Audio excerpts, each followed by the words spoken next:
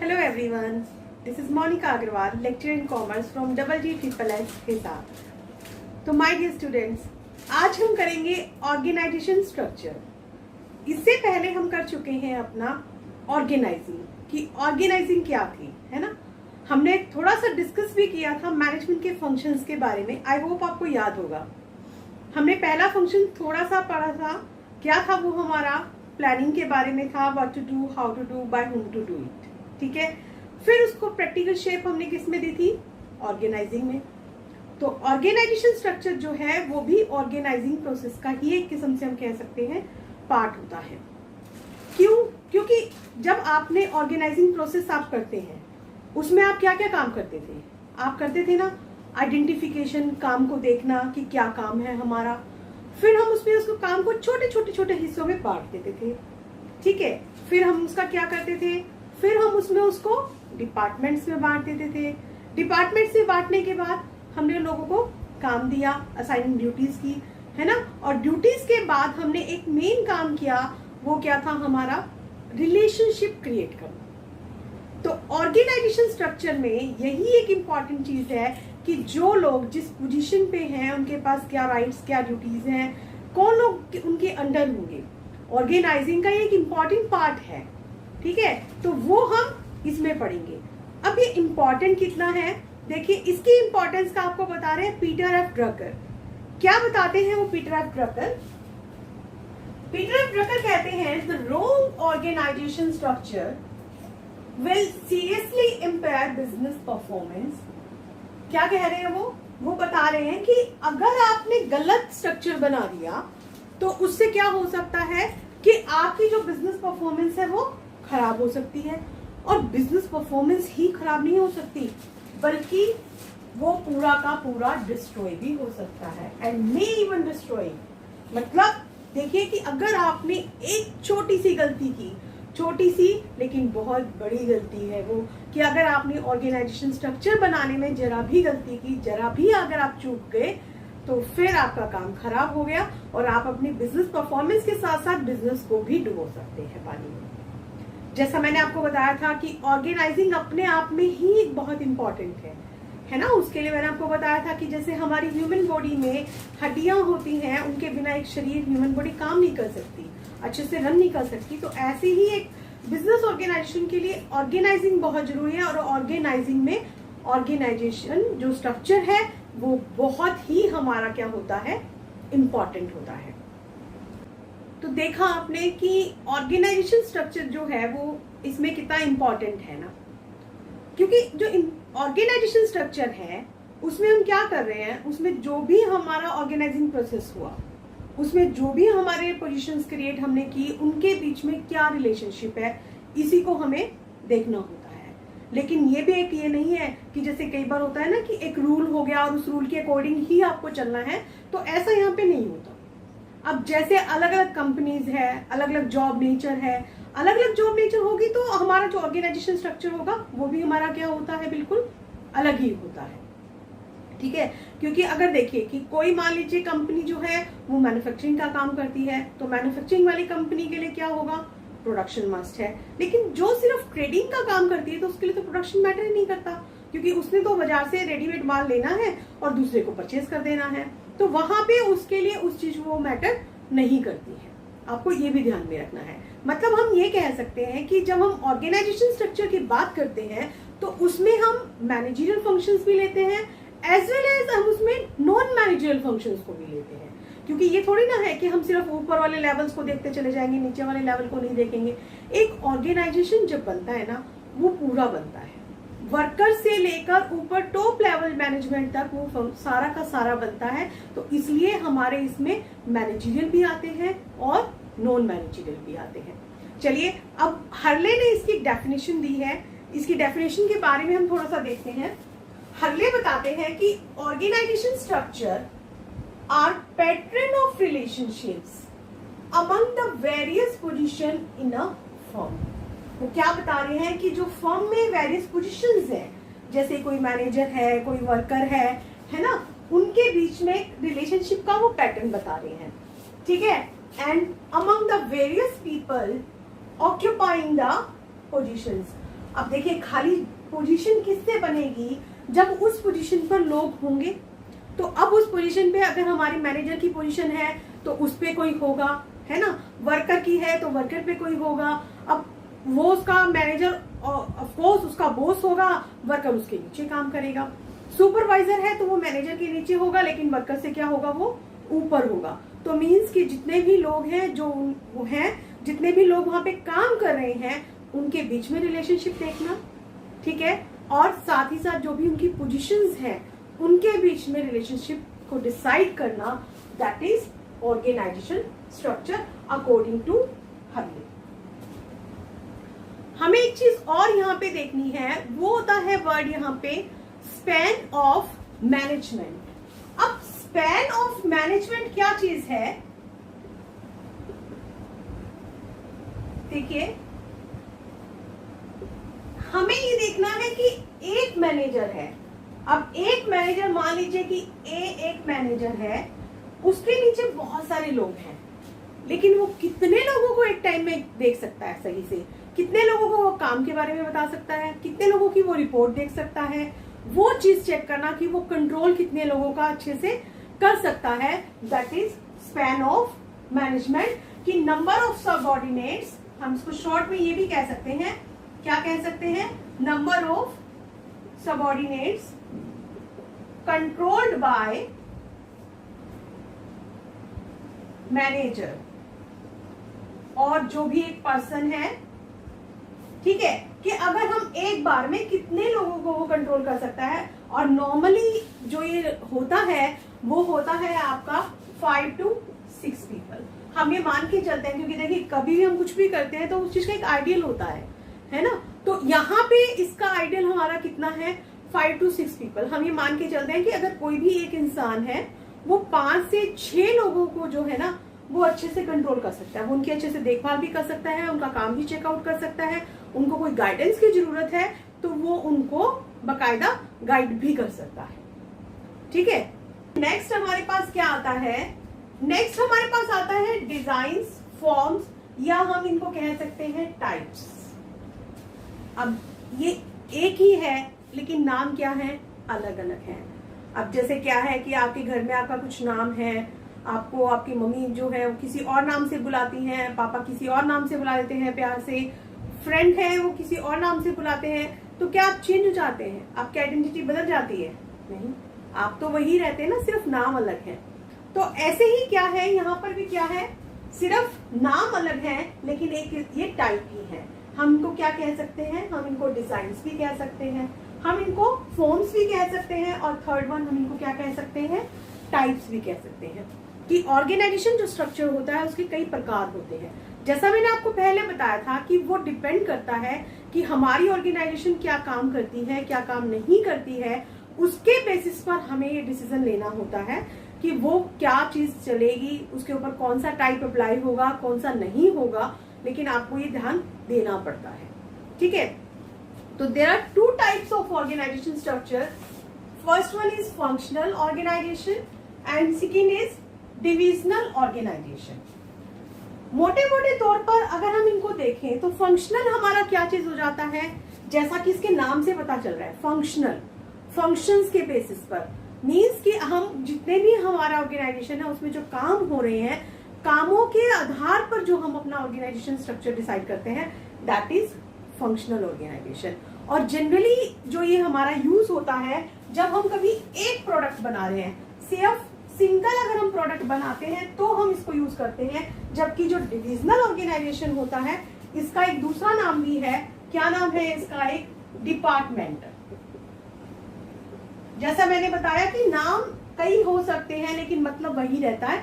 तो देखिए यहाँ पे इसका क्या नाम है, डिविजनल या डिपार्टमेंटल ऑर्गेनाइजेशन, ठीक है। यहाँ पर ये एक प्रोडक्ट के लिए बनाया जाता है, लेकिन जब अगर एक से ज्यादा प्रोडक्ट हो, मींस मिनिमम 2 अगर आपके प्रोडक्ट्स हैं, तो आपको कौन सा स्ट्रक्चर डिसाइड करना पड़ेगा, then you have to take divisional organization structure. समझ आ गई बात आपको? तो क्योंकि जो फंक्शनल है वो सिर्फ एक के ऊपर चलेगा, जो हमारे काम दिए गए हैं उनके बेसिस पर चलता है। अब चलिए हम डिटेल में हम करते हैं फंक्शनल ऑर्गेनाइजेशन की बात। फंक्शनल ऑर्गेनाइजेशन जो है ना, एक अगर आपको ध्यान होगा, आपने साइंटिफिक प्रिंसिपल्स पढ़े थे, टेलर ने दिए थे, ध्यान आया कुछ? उसमें एक उन्होंने दिया था साइंटिफिक मैनेजमेंट में, उन्होंने एक दिया था कॉन्सेप्ट दिया था, उन्होंने एक दिया था, उनका नाम था वो फंक्शनल फोरमैनशिप। याद आया कुछ? फंक्शनल फोरमैनशिप, जिसे हम हिंदी में कहते हैं क्रियात्मक फोरमैनशिप भी जिसको कहा जाता है, ठीक है। तो वो क्या चीज थी हमारी, इसमें इन्होंने इसको क्या किया, दो पार्ट्स में डिवाइड कर दिया था। एक को उन्होंने बताया प्लानिंग मींस, ठीक है, दूसरे को उन्होंने क्या किया, प्रोडक्शन। अब इन प्लानिंग में भी फर्दर इन्होंने 4 पार्ट्स में डिवाइड किया, प्रोडक्शन में भी 4 पार्ट्स में डिवाइड कर दिया था। जैसे यहाँ पे था कि रूट जो होगा, टाइम एंड कॉस्ट क्लर्क बना दिया, है ना, डिसिप्लिन बना दिया। तो ऐसे प्लानिंग करने में उन्होंने 3-4 चीजें बना दी। इसी तरह से उन्होंने प्रोडक्शन वालों को भी कर दिया था, gang boss, speed boss, repair, inspector. Means कि वो कहते थे कि काम जो है ना, उस काम को करने के लिए उसको छोटे छोटे पार्ट्स में डिवाइड कर दो, लोगों को दे दो, उनको स्पेशलिस्ट को, ताकि वो काम अच्छे ढंग से कर सकेंगे। उन्होंने ये काम किया था यहाँ पे। तो अब एक चीज नोटिस की आपने यहाँ पे, ये जो उन्होंने फंक्शनल फोरमैनशिप दी थी एफडब्ल्यू टेलर ने, ये सिर्फ कहाँ पे यूज हो रही थी, लोअर लेवल पे, है ना। लेकिन जो हमारा फंक्शनल ऑर्गेनाइजेशन है वो लोअर पे भी यूज होगा और एज वेल एज हमारा किस पे भी यूज होगा, टॉप पे भी। मींस दोनों ही जगह वो यहाँ पे यूज होगा। उसमें दोनों ही चीजों का हम देखते हैं कि क्या हमें करना है, कितने हमारे जो काम है, कौन किसके नीचे है, किन कामों को हमें किसी तरीके से कैसे बांटना है, ठीक है। तो चलिए इसका अभी हम एक डायग्राम देखते हैं, उससे आपको पता चलेगा कि कैसे हम उनकी डिपार्टमेंटाइजेशन करके और हम उसको कैसे उस चीज को समझते हैं। तो देखिए अब हम इसको डायग्राम की तरह से कर रहे हैं। जब एक कंपनी होती है तो कंपनी में सबसे ऑनर कौन है, शेयर होल्डर, जिनके पास कंपनी के शेयर्स हैं। ये कंपनी के क्या है, मालिक है। अब कंपनी के मालिक क्योंकि दूर दूर फैले हुए हैं, वो अपने आप काम नहीं कर सकते, तो इसके लिए वो अपने क्या चूज कर लेते हैं, बोर्ड ऑफ डायरेक्टर्स। वो कुछ लोगों को अपॉइंट करते हैं जो कंपनी को चलाने का काम करते हैं, ठीक है। अब बोर्ड ऑफ डायरेक्टर्स भी कई सारे हो गए, फिर उसके नीचे एक दिया जाता है सीईओ। सीईओ हमारा क्या है, चीफ एग्जीक्यूटिव ऑफिसर, कि अब ये कंपनी के सारे इंपॉर्टेंट काम कर रहा है, सब डिसीजन वगैरह ले रहा है, बहुत सारी चीजें ये संभाल रहा है। सीईओ कंपनी में इसका एक बहुत मेन रोल होता है। अब देखिए सीईओ ने क्या किया कि जो सीईओ है उसके बाद कंपनी के डिपार्टमेंट बांट दिए गए। कंपनी के मेन डिपार्टमेंट कौन कौन से हैं, एक प्रोडक्शन डिपार्टमेंट, दूसरा मार्केटिंग डिपार्टमेंट, तीसरा फाइनेंस डिपार्टमेंट, चौथा पर्सनल डिपार्टमेंट। काम क्या क्या करेंगे भाई, प्रोडक्शन डिपार्टमेंट जो है वो प्रोडक्शन का काम करेगा, जितनी भी प्रोडक्शन से रिलेटेड गतिविधियां होंगी वो उसको देखेगा, है ना, कि रॉ मटेरियल लाना है, कितना बनाना है, कितना स्टॉक में रखना है, वो सारा कुछ देखेगा उसको। मार्केटिंग वाला क्या करेगा, सेल को देखेगा, एडवर्टीजमेंट वगैरह देखेगा, कितनी हमने कहाँ पे सेल करनी है, कितने हमारे स्टैंडर्ड्स फिक्स थे, क्या उसके अकॉर्डिंग हुआ नहीं हुआ, सब देखना है। तीसरा फिर कौन सा था, फाइनेंस डिपार्टमेंट, ये सारा पैसे का हिसाब किताब देखेगा। पैसा तो वही मेन चीज है ना, कि कितना हमारे पास लोगों में उधार है, कितनी हमने लोगों को पेमेंट्स करनी है, ये सब फाइनेंस डिपार्टमेंट देखेगा। फिर आता है पर्सनल डिपार्टमेंट। अब पर्सनल डिपार्टमेंट क्या देखेगा, जितने हमारी कंपनी में लोगों की जरूरत है उस चीज को देखेगा। तो मीन्स हमने क्या किया, अब फंक्शनल के बेसिस पे हमने अपनी कंपनी के जितने काम थे उनको हमने क्या कर दिया, 4 पार्ट्स में डिवाइड कर दिया। अब इन 4 पार्ट्स में अगर आपको जरूरत लग रही थी तो आप फिर से इनका फर्दर वो कर सकते हो।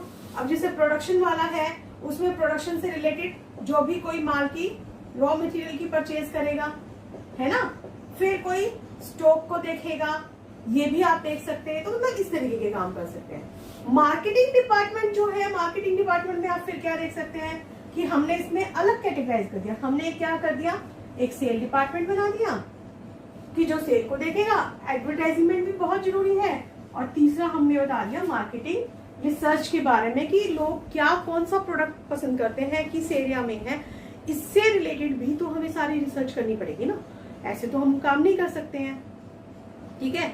तो हमें ये भी देखना पड़ता है। तो इस तरीके से हमारा जो फंक्शनल ऑर्गेनाइजेशन है वो हमारा सारा काम करता है। तो आइए अब हम चलते हैं इसकी एडवांटेजेस। तो सबसे पहला जो इसका बेनिफिट है वो क्या है, बेनिफिट्स ऑफ स्पेशलाइजेशन। अब इसमें क्या किया जाता है कि फंक्शनल ऑर्गेनाइजेशन, कामों के बेस पे हमने कामों को बांट रखा है, जो कि ऑर्गेनाइजेशन का एक वैसे ही इंपॉर्टेंट चीज है ना, कि काम को छोटे छोटे हिस्सों में बांट देना, बार बार उन्हीं लोगों से काम करवाना। तो ऐसा ही इसमें हो रहा है। तो उससे हमारे को क्या फायदा मिल रहा है, यहाँ पे हमें स्पेशलाइजेशन के फायदे मिल रहे हैं, क्योंकि जब स्पेशलाइजेशन हो जाती है तो काम भी जल्दी होता है और अच्छा भी होता है। दूसरी चीज अब इसमें क्या आ जाती है, कोऑर्डिनेशन इज एस्टैब्लिश्ड। देखिए हर एक का काम दे दिया गया। अभी जैसे मैंने आपको डायग्राम दिखाया था, उसमें अलग अलग डिपार्टमेंट बांट दिए हैं, सबको एक उद्देश्य दे दिया गया है। तो अब उनमें आपस में भी क्या हो जाता है, तालमेल हो जाता है उसमें भी, तो वो काम को अच्छे से कर सकते हैं, क्योंकि हर एक को उनकी ड्यूटीज भी पता है और उनकी अथॉरिटीज भी पता है।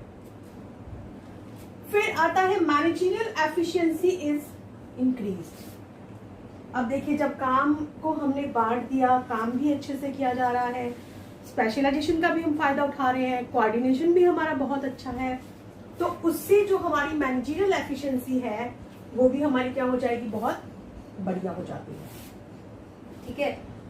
फिर आता है ट्रेनिंग इज फैसिलिटेटेड। अब ट्रेनिंग कैसे फैसिलिटेट हो रही है इसमें, ट्रेनिंग देखो, क्योंकि हमने क्या दिया, हमने लोगों को थोड़ा थोड़ा काम दे रखा है, उसी काम पे फोकस हमने कर रखा है। अगर किसी को कोई काम नहीं आता या हम अपने तरीके से करवाना चाहते हैं तो हम उसे एक तो हम आपको पूरा का पूरा कितना करवा रहे हैं। अब जैसे आप 10th तक पढ़ते थे, तो 10th तक पढ़ते हुए आपको सारे सब्जेक्ट पढ़ाए जा रहे हैं, तो आपकी किसी एक पर्टिकुलर में कमांड नहीं बनती है ना, आप सबके बारे में थोड़ी नॉलेज ले रहे हैं। अब एक आपको कॉमर्स की आपने लाइन चूज कर ली है, तो अब आप सिर्फ कॉमर्स के बारे में पढ़ रहे हैं, तो इससे क्या है कि आप एक लिमिट एरिया हो गया कि कॉमर्स के बारे में आपको पढ़ना है, तो आपको उसी से रिलेटेड पढ़ाया जा रहा है, तो आपकी नॉलेज उसमें और भी अच्छी हो जाएगी, क्योंकि आपको सब सब्जेक्ट की तरफ ध्यान नहीं देना, आपको किसकी तरफ ध्यान देना है, कॉमर्स से रिलेटेड सब्जेक्ट्स की तरफ ध्यान देना है। Equal weightage of all functions, यहाँ पे जितने भी काम होते हैं उनमें सभी में बराबर की वेटेज दी जाती है। ये नहीं होता कि किसी को कम दे दिया, किसी को ज्यादा दे दिया। कंपनी में जितने काम है सभी को इम्पोर्टेंस बराबर की दी जाती है। And the last is minimal duplication of efforts. जो एफर्ट्स हैं जो हमारे, वो भी हमारी डुप्लीकेसी नहीं होती, क्योंकि जब काम पहले से बटा हुआ होता है तो हमें डर नहीं होता कि वो कामों की दोहराई होगी। अगर क्या है कि काम नहीं दिया गया, कोऑर्डिनेशन नहीं है, तो दो लोग भी वही काम कर रहे हैं और दो लोग भी वही काम कर रहे हैं, तो उससे क्या होगा, हमारे रिसोर्सेज भी खराब जाएंगे, काम की भी डुप्लीकेसी होती रहेगी, वेस्टेज भी हो जाएगी, है ना। लेकिन इसमें जब क्योंकि हर चीज आपकी क्लियर है, तो यहाँ पे फिर जो एफर्ट्स हैं वो डुप्लीकेसी उसमें नहीं आती है। अब देखिए जैसा कि हर चीज के अगर एडवांटेजेस हैं तो उसकी डिसएडवांटेजेस भी होती है ना। गुलाब का फूल है, खुशबू देता है, तो उसके साथ कांटे भी हैं, वो भी चुभने का डर रहता है। तो कोई भी चीज अपने आप में कभी भी परफेक्ट नहीं होती, एडवांटेजेस हैं तो डिसएडवांटेजेस भी हैं। तो अब स्टूडेंट्स हमारा आता है डिसएडवांटेजेस ऑफ फंक्शनल ऑर्गेनाइजेशन। पहली है इसमें हमारी इग्नोरेंस ऑफ ऑर्गेनाइजेशनल ऑब्जेक्टिव। अब क्या है इसमें कि हमने अलग अलग डिपार्टमेंट बना रखे हैं, ठीक है। कंपनी का एक मेन ऑब्जेक्टिव होता है, उसको बांट के उसको पूरा करने के लिए और छोटे छोटे ऑब्जेक्टिव डिसाइड कर दिए जाते हैं। उसी के बेस पर हमने अपने डिपार्टमेंट्स भी बांट रखे थे। अब लेकिन लोग क्या करते हैं कि वो ऑर्गेनाइजेशन के ऑब्जेक्टिव को भूल जाते हैं। वो क्या सोचते हैं, सिर्फ और सिर्फ हमें अपना जो है ना डिपार्टमेंट बढ़ाना है, जो कि कंपनी के लिए क्या हो जाता है, गलत हो जाता है। तो इससे बहुत दिक्कत आती है। दूसरी प्रॉब्लम इसमें क्या आती है, difficulty in inter departmental coordination. अब एक परचेज डिपार्टमेंट है, सेल डिपार्टमेंट है ना। अब इन दोनों के मैनेजर अगर आपस में नहीं बातचीत करेंगे कि कितनी परचेज है, कितनी सेल है, फाइनेंस उसमें कितना चाहिए, तो आपस में सबका मिलके जुल के बात करना तो बनता है। लेकिन अगर उनका आपस में तालमेल ही नहीं है, कोऑर्डिनेशन ही नहीं है, तो बहुत दिक्कत हो जाती है। तो यहाँ पे इनमें आपस में तालमेल बिठाना बहुत मुश्किल हो जाता है, क्योंकि वो एक ऑर्गेनाइजेशन ऑब्जेक्टिव के लिए काम नहीं करते, उनका अपना पर्सनल उस पे आ जाता है। कॉन्फ्लिक्ट ऑफ इंटरेस्ट, यहाँ पे उनके हितों में भी संघर्ष है। मेन चीज उनको क्या है कि वो ऑर्गेनाइजेशन को नहीं हम लेके चल रहे, वो अपने डिपार्टमेंट को मान के चल रहे हैं। उनके लिए उनका डिपार्टमेंट ही जो है ना वो सब कुछ हो गया है। अब उन्होंने जो भी करना है, जैसे भी करना है, वो कहते हैं हमें डिपार्टमेंट को ही आगे बढ़ाना है, हमें नहीं मतलब कि आगे ऑर्गेनाइजेशन का क्या हो रहा है और क्या नहीं हो रहा है। जब उनकी ऐसी सोच बन जाती है तो ये जो होता है हर्डल इन कंप्लीट डेवलपमेंट। तो क्या इससे पूरी एक फर्म का विकास होगा? बिल्कुल भी नहीं होगा इससे फर्म का विकास, क्योंकि देखो जब तक जहां पे आपस में तालमेल नहीं होता ना तो वहां पे कोई काम नहीं हो सकता।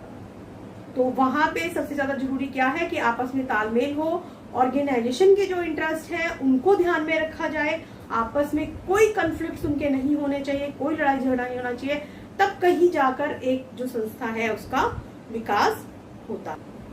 तो अब हमारा इसका लास्ट में इसमें क्या आता है, जो फंक्शनल ऑर्गेनाइजेशन है सुटेबल कहाँ रहेगा, कहाँ के लिए जरूरी है? सबसे पहला जरूरी कहाँ पे है, अगर हमारा जो बिजनेस कंसर्न है वो काफी लार्ज हो। अगर लार्ज बिजनेस कंसर्न है तो हमारे को क्या फायदा रहता है कि हम फंक्शनल ऑर्गेनाइजेशन यूज कर सकते हैं। ठीक है। दूसरा, इसमें हमें कहाँ जरूरत है, जहां हमें स्पेशलाइजेशन की जरूरत है ना। स्पेशलाइजेशन अगर हमें चाहिए तो ही हमें इसका फायदा है, वरना हमें इसका फायदा नहीं है। तीसरा, इसकी कहां पे जरूरत है हमें, जहां पे डेलीगेशन ऑफ अथॉरिटी हो, कि अगर हमारे पास काम ज्यादा है तो हम अपने उनको सबऑर्डिनेट्स को दें, लेकिन साथ में हम अथॉरिटी भी दें। नेक्स्ट टॉपिक में हम इसी में पूरे में डिटेल में बात करने वाले हैं। और इसके अलावा अब हमें कहां पे उसमें चाहिए कि जहां पर अगर हम सिंगल प्रोडक्ट को कर रहे हैं तो भी हमारा फंक्शनल जो ऑर्गेनाइजेशन है वो सुटेबल रह सकता है। मींस ठीक है, अगर एक से ज्यादा प्रोडक्ट होंगे तो फिर हमारे लिए कौन सा बेटर रहेगा, फिर हमारे लिए आ जाएगा डिविजनल ऑर्गेनाइजेशन। तो चलिए अब हमारा जो नेक्स्ट टॉपिक है वो है डिविजनल ऑर्गेनाइजेशन।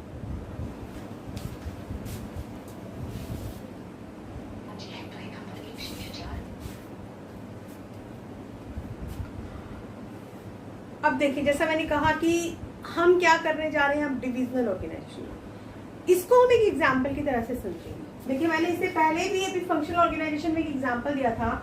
शेयर होल्डर हमारे क्या है, कंपनी के ऑनर थे, याद आया? अभी किया है हमने। शेयर होल्डर काम नहीं संभाल सकते, वो किसको दे देते हैं, बोर्ड ऑफ डायरेक्टर्स को। बोर्ड ऑफ डायरेक्टर्स की तरफ से भी एक नॉमिनेट पर्सन होता है, that is CEO, chief executive officer. अब चक्कर क्या था फंक्शनल ऑर्गेनाइजेशन में, वो कहाँ यूज होता था, जहां कंपनी एक सिंगल प्रोडक्ट बनाती है वहां यूज होता था ना। मान लीजिए कि कंपनी जो बना रही थी, कार बना रही थी।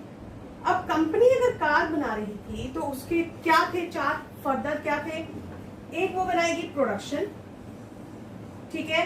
दूसरा डिपार्टमेंट कौन सा हो गया उसका, मार्केटिंग। तीसरा हो गया फाइनेंस, और चौथा हो गया उसका पर्सनल।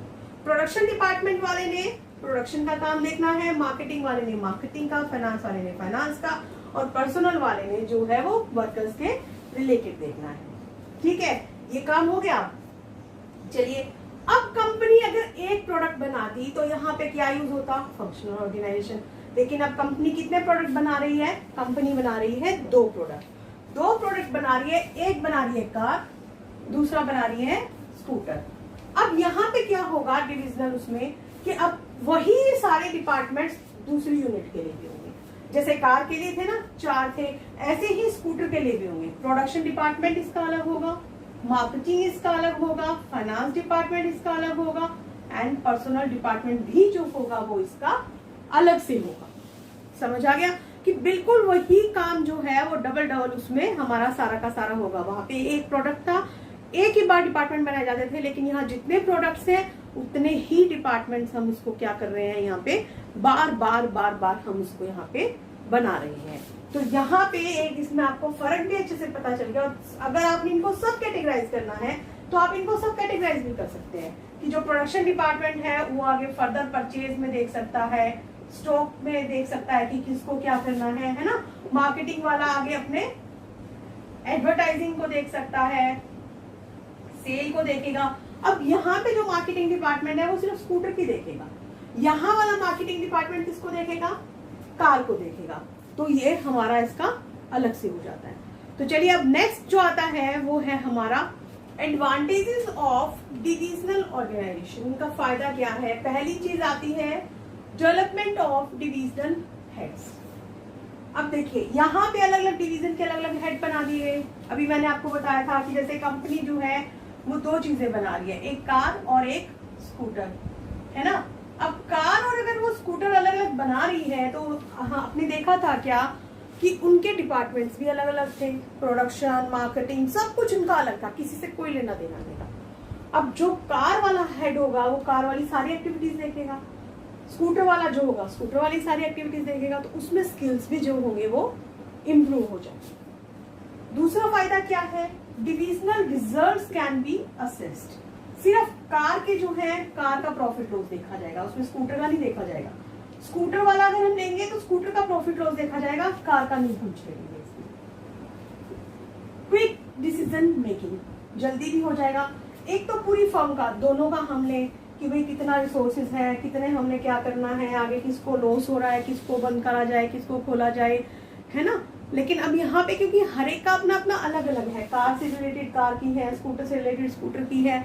तीसरा अगर होता बाइक से रिलेटेड तो बाइक का वो भी हम अपना अलग ही देखते तो जल्दी हो जाता है। And the last is easy expansion, यहाँ पे बढ़ाना भी आसान है। अब जैसे मान लो हम चाहते हैं कि बाइक अगर हमने इंट्रोड्यूस करनी है मार्केट में तो हमें दिक्कत नहीं है, क्योंकि ना हमने कार को छेड़ना, ना हमने स्कूटर को छेड़ना, हमने किसको लेना है, बाइक को लेना है। बाइक से रिलेटेड हमें सारा का सारा डिपार्टमेंट भी अलग से चाहिए, ठीक है।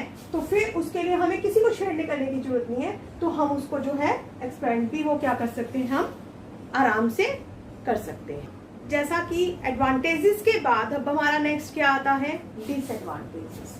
अब डिसएडवांटेजेस क्या है, नुकसान क्या क्या है इसके, देखिए कॉन्फ्लिक्ट्स बिटवीन डिविजनल हेड्स।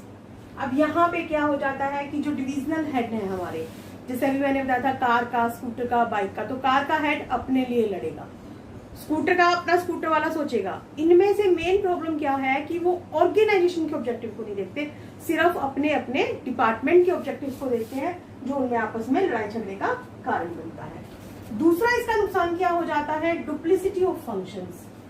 अभी हमने देखा था कि कार में था अलग अलग डिपार्टमेंट्स बनाए थे ना, प्रोडक्शन भी अलग था, मार्केटिंग भी अलग था, है ना, थे ना दोनों के, कि देखो दोनों ही अगर कार है स्कूटर है, क्या उनमें एक एक था, इसके भी 4 पार्ट थे।